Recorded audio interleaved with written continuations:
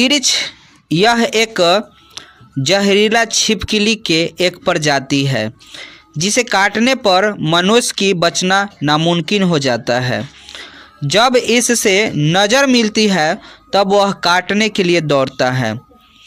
इस कविता में लेखक का जिक्र है कि पिताजी और लेखक जो उनके सपने बार बार आते हैं उन्हीं पर ये चर्चा करते हैं। उस समय उनके पिता की आयु 55 साल की थी। दुर्बल शरीर, बिल्कुल सफ़ेद बाल, सिर पर सूखी हुई रुई रखी गई थी जैसे लग रहा था। दुनिया उनको जानती थी कि उन्हें सम्मान भी करती थी। कभी को उनके संतान होने का गर्व था। साल में 1-2 बार लेखक उनके साथ पिताजी के साथ टहलने बाहर जाते थे, लेकिन चलने से पहले वह तंबाकू मुंह में भर लेते थे। उनके पिताजी तंबाकू के कारण वह कुछ नहीं बोल पाते थे, वे चुप रहते थे। मेरी माँ और मेरा कोशिश रहता था कि पिताजी अपनी दुनिया में सुख चैन से रहें। वह दुनिया हमारे लिए बहुत रहस्यमय थी, लेकिन हमारे घर की और हमारे पूरे जीवन की बहुत सी समस्याएं और अंत पिताजी रहते हुए रहते थे। लेखक अपने पिता पर गर्व करते थे और प्यार करते थे, उनसे डरते थे और उनके होने का एहसास ऐसा था जैसे कि हम किसी किले पर रह रहे हों। पिताजी एक मजबूत किला थे। उनके परकोटों पर हम सब कुछ भूलकर खेलते थे, दौड़ते थे और रात में खूब गहरी नींद लेते थे। लेकिन उस दिन शाम को जब पिताजी बाहर से टहल कर आए तो उनके टखने में पट्टी बंधी थी। थोड़ी देर में गांव के वहां कई लोग आ गए। पता चला कि पिताजी को जंगल में तिरछ ने काट लिया है। लेखक कहते हैं कि एक बार मैंने भी तिरछ को देखा है। जब वह तालाब के किनारे दोपहर में चट्टानों की दरार से निकलकर वह पानी पीने के लिए तालाब की ओर जा रहा था। लेखक ने साथ ही थानू था, मोनू के साथ। लेखक कहा कि जब जा रहे थे मेरे साथ उस समय थानू और मोनू दोनों था। तिरछ काले नाग से खतरनाक होता है। उसी ने बताया कि सांप के ऊपरी जब पैर पड़ता है, सांप के ऊपर जब पैर पड़ता है या उसे जब हम परेशान करते हैं तब वह काटता है। लेकिन तिरछ तो नज़र मिलते ही दौड़ पड़ता है और पीछे पड़ जाता है। थानू ने बताया कि जब तिरछ पीछे पड़े तो सीधे नहीं भागना चाहिए, टेढ़ा मेढ़ा चक्कर काटते हुए गोल मोल भागना चाहिए। जब आदमी भागता है तो जमीन पर वह सिर्फ अपने पैर के निशान ही नहीं छोड़ते बल्कि साथ साथ वह की धूल में अपनी गंध भी छोड़ देता है। तिरछ इसी गंध के सहारे दौड़ता है। थानू ने बताया कि तिरछ को चकमा देने के लिए आदमी को यह करना चाहिए कि पहले तो वह बिल्कुल पास पास कदम रखे, जल्दी जल्दी कुछ दूर दौड़कर 4-5 बार खूब लंबी लंबी छलांग दे। तिरछ सूंघता हुआ दौड़ता आएगा। जहां आसपास पैर के निशान होंगे वहां उसकी रफ्तार खूब तेज हो जाएगा और जहां से आदमी छलांग मारा होगा वहां आकर उलझन में पड़ जाएगा। वह इधर उधर तब तक भटकता रहेगा जब तक उसे अगले पैर का निशान और उसमें बसी हुई गंध न मिल जाती है। लेखक को तिरछ के बारे में और 2 बातें पता थी। एक तो यह कि जैसे ही वह आदमी को काटता है वैसे ही वहां से भागकर पेशाब करता है और उस पेशाब पर लेट जाता है। अगर तिरछ ऐसा कर लिया तो आदमी बच नहीं सकता है। अगर उसे बचाना है तो तिरछ के पेशाब करने से पहले ही खुद को किसी नदी या तालाब में डुबकी लगा लेनी चाहिए, या फिर तिरिच को ऐसा करने से पहले ही तिरिच को मार देना चाहिए। दूसरी बात कि तिरिच काटने के लिए तभी दौड़ता है जब उससे नज़र टकरा जाए। अगर तिरिच को देखो तो कभी आँख मत मिलाओ। लेखक कहते हैं कि मैं तमाम बच्चों की तरह तिरिच से बहुत डरता था। मेरे सपने में 2 ही पात्र थे, एक हाथी और दूसरा तिरिच। हाथी तो फिर भी दौड़ता दौड़ता थक जाता था और मैं बच जाता था, लेकिन तिरिच कहीं भी मिल जाता था। इसके लिए कोई निश्चित स्थान नहीं था। कभी सपने में उससे बचने की कोशिश करते थे। जब बच नहीं पाते थे तो जोर से चीखते चिल्लाते रोने लगते थे।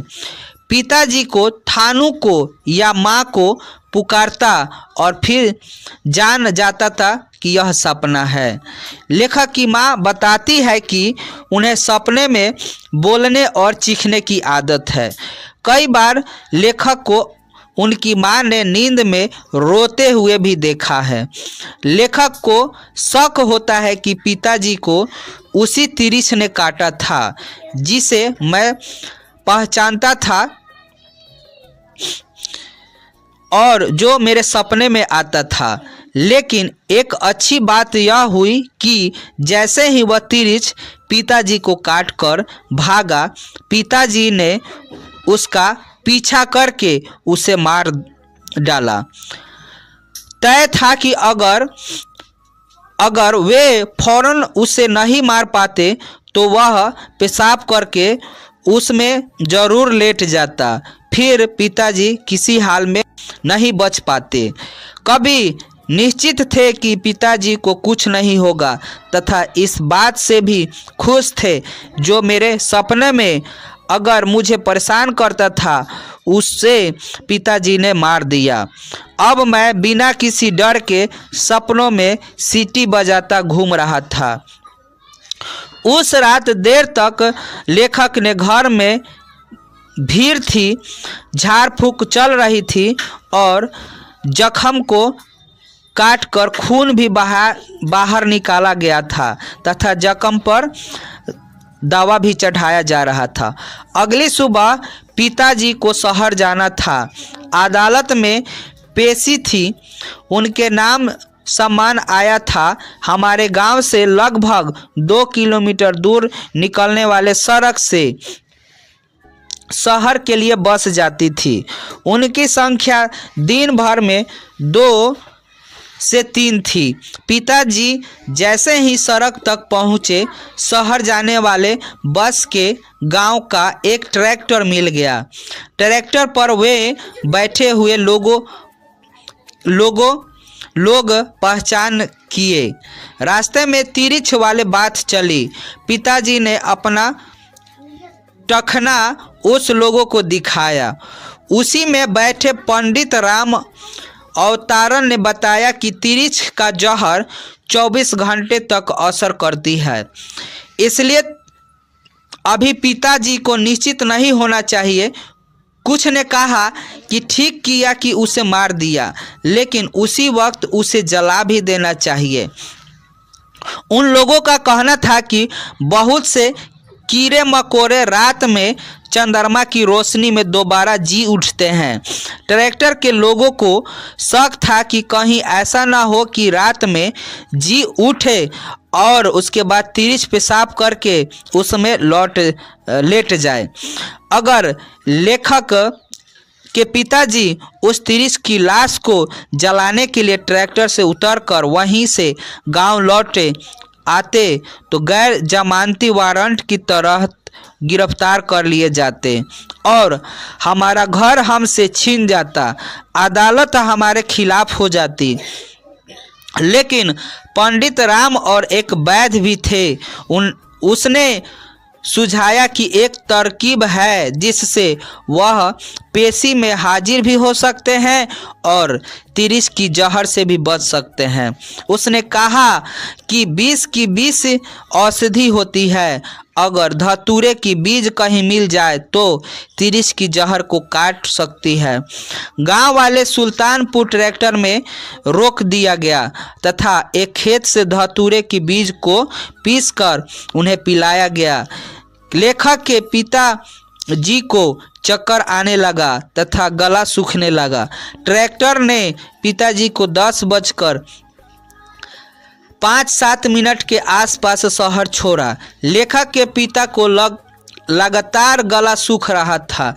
रास्ते में एक होटल पड़ा, वहां पानी पीने गए क्योंकि होटल वाले ने पिछले बार उन्हें गाली दिया था, इसलिए वह गांव के एक लड़का रमेश दत्त के पास गए जो भूमि विकास सहकारी बैंक में क्लर्क था। कभी कहते हैं कि हो सकता है पिता के दिमाग में केवल बैंक रह रहा होगा, इसलिए वह अचानक स्टेट बैंक देखकर रुक गए होंगे। पिताजी ने सोचा कि उससे पानी भी मांग लेंगे और अदालत जाने की रास्ता भी पूछ लेंगे। पिताजी ने सीधा कैशियर के पास पहुंच गए। उनका चेहरा धतूरा के काढ़ा पीने के कारण डरावना हो गया था। बैंक के कैशियर डर कर चिल्लाया। उसी बीच सुरक्षा गार्ड आ गया तथा पिताजी को मारते पीटते बाहर निकाल दिया तथा उसके पैसे और अदालत के कागजात छीन लिए। इसलिए पिता ने सोचा कि अब अदालत जाकर क्या होगा। अंत उसने शहर से बाहर निकलकर सोचा कि लगभग 1:15 बजे वह पुलिस थाना पहुंचे थे जो शहर के बाहरी छोर पर पड़ता था। बैंक में गार्ड ने उनका कपड़ा फाड़ दिया था। उनके शरीर पर कमीज नहीं थी, पैंट फटी हुई थी। पिताजी थाने के SHO के पास पहुंचे तो उसने पागल समझकर सिपाही से कहा, बाहर फेंकवा दिया उस पिताजी को। जब पिताजी थाने पहुंचे तो सिपाहियों ने उसे पागल समझकर बाहर फेंक दिया। सिपाही ने उसे घसीटते हुए बाहर फेंका। बाद में SHO का कहना था कि हम जानते हैं वह राम अस्थ प्रसाद भूतपूर्व हेडमास्टर थे। अपने थाने में 2-4 घंटे जरूर बैठा लेते थे। 2:15 बजे पिता को सबसे प्रसन्न कॉलोनी इतवारी कॉलोनी में घुसते हुए देख गए। लड़के पागल और बदमाश समझकर उन्हें तंग कर रहे थे। इतवारी कॉलोनी के लड़कों कुछ झुंड उनके पीछे पड़ गया था।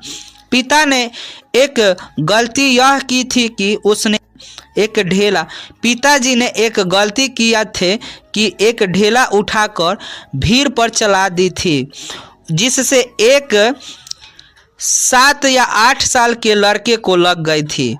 उसको कई टाँके भी लगे थे। तब से भीड़ और उग्र हो गए थे तथा उनकी पत्थरों से सारे लोग जो है उनको पत्थरों से मार रहा था।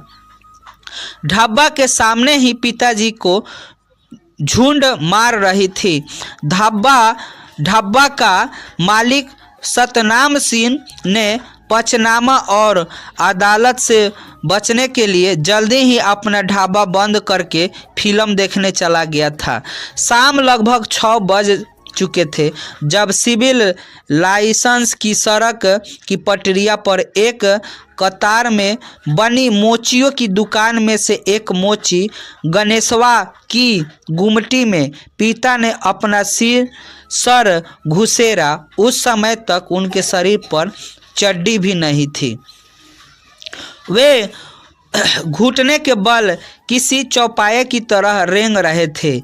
शरीर पर कालिख और कीचड़ लगी हुई थी और जगह जगह चोटें आई थी। गणेशवा लेखक के गांव के बगल का मोची था। उसने बताया कि मैं बहुत डर गया था और मास्टर साहब को पहचान नहीं पाया। उनका चेहरा डरावन हो गया था और चिन्हाई में नहीं आ रहे थे। मैं डर कर गुमटी से बाहर निकल आया और शोर मचाने लगा। लोगों ने जब गणेशवा की गुमटी के अंदर झांका तो गुमटी के अंदर उसके सबसे अंतरे कोने में टूटे फूटे जूते, चमड़े के टुकड़े, रबर और चिथड़े के बीच पिताजी दुबके हुए थे। उनकी सांसें थोड़ी थोड़ी चल रही थी। उन्हें खींचकर बाहर निकाला गया। तभी गणेशवा ने उन्हें पहचान लिया।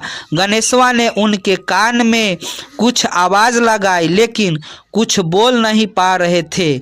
बहुत देर बाद उसने राम, स्वार्थ प्रसाद और बकेली जैसे कुछ कहा था, फिर चुप हो गए। पिताजी की मृत्यु 6:15 बजे के आसपास तारीख 17 मई 1972 को हुई थी। पोस्टमार्टम में पता चला कि हड्डी में कई जगह फ्रैक्चर था। दाईं आंख जो है पूरी तरीके से फूट चुकी थी। कॉलर बोन टूटा हुआ था। उनकी मृत्यु मानसिक सदमे और अधिक स्त्राव के कारण हुई थी। रिपोर्ट के अनुसार उनका आमाशय खाली पेट था, पेट में कुछ नहीं था। इनका मतलब यही हुआ कि धतूरे के बीजों का काढ़ा उल्टिया द्वारा पहले ही निकल चुका था। लेखक को तिरछ सपना अब तक नहीं आता है। वह इस सवाल को लेकर हमेशा परेशान रहते हैं कि आखिरकार अब तिरछ का सपना मुझे क्यों नहीं आता है।